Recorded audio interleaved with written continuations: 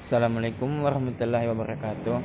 Perkenalkan, nama saya Aril Ashar, NIM 2003001501071, kelas PJKRD. Kali ini saya akan memaparkan materi PowerPoint saya, yaitu asas pengembangan penjas di sekolah. Bagian A, asas dan falsafah pendidikan jasmani di sekolah. Pendidikan jasmani merupakan suatu bagian yang tidak terpisahkan dari pendidikan umum. Lewat program penjas dan diupayakan peranan pendidikan untuk pengembangan kepribadian individu. Tanpa penjas, proses pendidikan di sekolah akan pincang. Ada 3 hal penting yang bisa menjadi sumbangan unik dari pendidikan jasmani, yaitu 1. Meningkatkan kebugaran jasmani dan kesehatan siswa. 2. Meningkatkan terkuasainya keterampilan fisik yang kaya, serta 3. Meningkatkan pengertian siswa dalam prinsip-prinsip gerak serta bagaimana menerapkannya dalam praktek. Memang sulit diamati secara langsung bahwa kegiatan yang diikuti oleh anak dalam pendidikan jasmani dapat meningkatkan kemampuan berpikir anak. Namun, demikian dapat ditegaskan di sini bahwa pendidikan jasmani yang efektif mampu merangsang kemampuan berpikir dan daya analisis anak ketika terlibat dalam kegiatan-kegiatan fisiknya. Pola-pola permainan yang memerlukan tugas-tugas tertentu akan menekankan pentingnya kemampuan nalar anak dalam hal membuat keputusan. Kepekaan rasa. Dalam hal olah rasa, pendidikan jasmani menempati posisi yang sungguh unik. Kegiatannya yang selalu melibatkan anak dalam kelompok kecil maupun besar merupakan wahana yang tepat untuk berkomunikasi dan bergaul dalam lingkup sosial. Dalam kehidupan sosial, setiap individu akan belajar untuk bertanggung jawab melaksanakan perannya sebagai anggota masyarakat. Keterampilan sosial. Kecerdasan emosional atau keterampilan hidup bermasyarakat sangat meningkatkan kemampuan pengadilan diri. Dengan kemampuan ini, seorang bisa berhasil mengatasi masalah dengan kerugian sekecil mungkin. Anak-anak yang rendah kemampuan pengadilannya dirinya biasanya ingin memecahkan masalah dengan kekerasan dan tidak merasa ragu untuk melanggar berbagai ketentuan. Kepercayaan diri dan citra diri. Melalui pendidikan jasmani, kepercayaan diri dan citra diri anak akan berkembang. Secara umum, citra diri diartikan sebagai cara kita menilai dari kita sendiri. Citra diri ini merupakan dasar untuk perkembangan kepribadian anak. Dengan citra diri yang baik, seorang merasa aman dan berkeinginan untuk mengeksplorasi dunia. Dia mau dan mampu mengambil risiko, berani berkomunikasi dengan teman dan orang lain, serta mampu menanggulangi stres. B. Asas pengembangan dan penetapan sasaran pendidikan jasmani. Pendidikan jasmani di sekolah dasar mencakup ruang lingkup yang luas karena terkait langsung dengan karakteristik anak-anak dari berbagai usia. Dilihat dari tahapan pertumbuhan dan perkembangan fisik anak pada tingkat usia sekolah dasar, sedikitnya terlibat 3 tahapan, yaitu A. Tahapan akhir dari masa kanak-kanak awal antara usia 5 sampai 7 tahun. B. Tahapan masa kanak-kanak akhir. Dan C. Tahapan awal dari pra-adolesen yang biasa dimulai pada 8 tahun atau rata-rata usia 10 tahun. Demikian juga dalam perkembangan motorik keterampilan. Anak-anak usia SD mengalami masa perkembangan motorik dan keterampilan yang berbeda-beda. Hal ini tidak bisa dibuat begitu saja sebab perlu diolah sebaik-baiknya dengan pertimbangan yang matang. Pertimbangan tersebut meliputi dasar-dasar pengembangan program. 2. Pola pertumbuhan dan perkembangan anak. 3. Gerakan merupakan dasar bagi pendidikan jasmani. Mutu program dasar dapat dinilai berdasarkan mutu pengalaman gerakan yang dialami oleh anak-anak.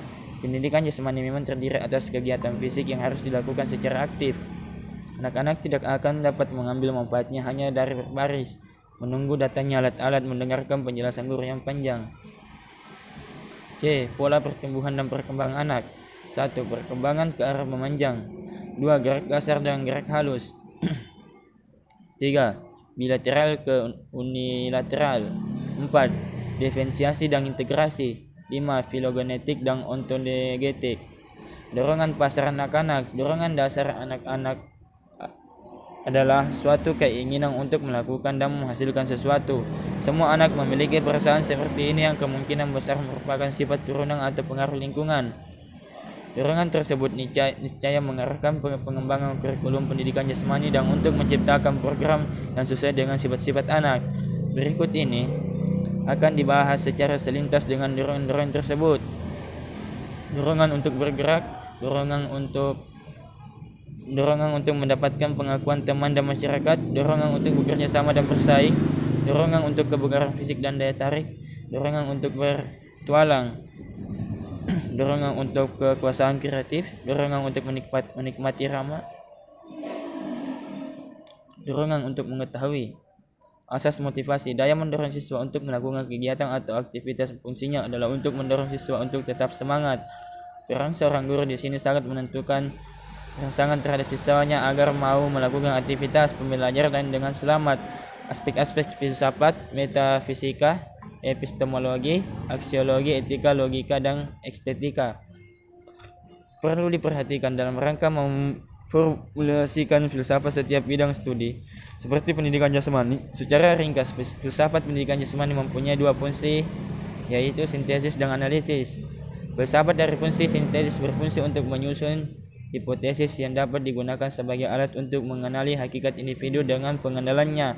Dari fungsi analisis, filsafat dapat menentukan konsep-konsep kunci dalam bidang pendidikan jasmani dan sekaligus mempelajari metode penelitiannya. Filsafat pendidikan jasmani memiliki komponen-komponen utama: metafisika, epistemologi, aksiologi, etika, logika, dan estetika. 1. Metafisika mengkaji kenyataan dari sesuatu yang berkaitan dengan manusia dan alam dunia. Ia berupaya menjawab pertanyaan tentang prinsip-prinsip kehidupan seperti apa arti keberadaan dan kenyataan, mengapa dan bagaimana dunia berubah, pengalaman pendidikan jasmani apakah yang harus diberikan kepada anak-anak agar mampu menghadapi dunia nyata. 2. Epistemologi berkaitan dengan metode untuk mendapatkan pengetahuan dan macam pengetahuan yang dapat diperoleh. Ilmu pengetahuan yang mencakup sumber-sumber, otoritas, prinsip, keterbatasan, dan validitas. Pengetahuan dikaji secara komprehensif. Dalam pendidikan jasmani, epistemologi akan mencari kebenaran tentang peran aktivitas fisik dan pengaruhnya terhadap perkembangan fisik, mental, emosional, dan sosial. 3. Aksiologi berupaya menentukan untuk kegunaan apakah kebenaran dicari. Ia mempertanyakan bagaimanakah menentukan apakah suatu memiliki nilai dan kriteria, apakah yang digunakan sebagai dasar penilaian. Aksiologi yang mengkaji tujuan dan nilai dari masyarakat sangat penting dalam pendidikan jasmani karena tujuan dan nilai yang terjadi di masyarakat akan menjadi basis kurikulum yang digunakan di sekolah. Bagaimanakah nilai-nilai dalam masyarakat tersebut tercakup dalam program pendidikan jasmani? Individu sebagai manusia unik yang memiliki karakteristik dan kebutuhan yang bervariasi. Nilai kemanusiaan termasuk kecintaan dan ketulusan. Pengajaran berpusat pada anak, aktivitas yang bervariasi, suasana kelas yang tidak kaku, minat kebutuhan anak dan masyarakat, guru sebagai motivator dan fasilitator. Pengembangan kepribadian seutuhnya. Filsafat pendidikan jasmani berpengaruh terhadap pengembangan pelaksanaan pendidikan seadanya. Layanan pendidikan berlandas pada institusi atau tingkat emosi dan khayalan. Tentunya manfaat pelaksanaannya juga kurang tepat, namun dengan berlandas dan pandangan falsafah yang mantap, pelaksanaan layanan pendidikan akan lebih efektif. Layanan pendidikan akan terbukti kebenarannya apabila para guru dan pelatih mengembangkan falsafah pendidikan jasmani dengan sikap rasional, logika, dan sistematik, serta peduli terhadap pengembangan sumber daya manusia. Pentingnya falsafah pendidikan jasmani terhadap pengembangan profesionalitas pelaksana. Seorang yang menyatakan dirinya sebagai guru harus dapat mengembangkan pandangan falsafah yang dianutnya, sehingga dengan pandangan falsafah tersebut guru memperoleh landasan berpikir untuk mengembangkan profesinya. Dengan memahami makna, manfaat, dan tujuan pendidikan jasmani, guru motivasi untuk mencapai tingkat profesionalitas yang tinggi, sehingga dapat mengevaluasi program dan pelaksanaan pendidikan jasmani secara mandiri. Falsafah pendidikan jasmani memberi bimbingan pelaksana untuk bertindak untuk dapat melaksanakan fungsinya sebagai guru yang arif. Pandangan falsafah yang dianut akan membimbing mereka dalam bertindak. Sebelum bertindak, tentunya guru membutuhkan pengetahuan dan informasi tentang kebutuhan masyarakat untuk merencanakan program, sehingga pandangan falsafah akan memandu guru dalam mengidentifikasi kebutuhan, merumuskan rencana, melaksanakan, dan mengevaluasi tindakan. Falsafah pendidikan jasmani menjelaskan hubungannya dengan pendidikan secara umum. Falsafah akan membantu mengembangkan penjelasan yang rasional bahwa tujuan pendidikan jasmani melalui tercapainya tujuan pendidikan yang menyeluruh. Secara konsep yang terkandung dalam definisinya, pendidikan jasmani merupakan bagian yang penting dan terpadu dalam pendidikan satunya. Dengan penekanan, pendidikan jasmani adalah pendidikan yang memberi kesempatan bagi pembelajar untuk berlatih gerak dan belajar melalui gerak jasmani. Itulah tadi pemaparan materi saya. Lebih dan kurangnya mohon dimaafkan. Wassalamualaikum warahmatullahi wabarakatuh.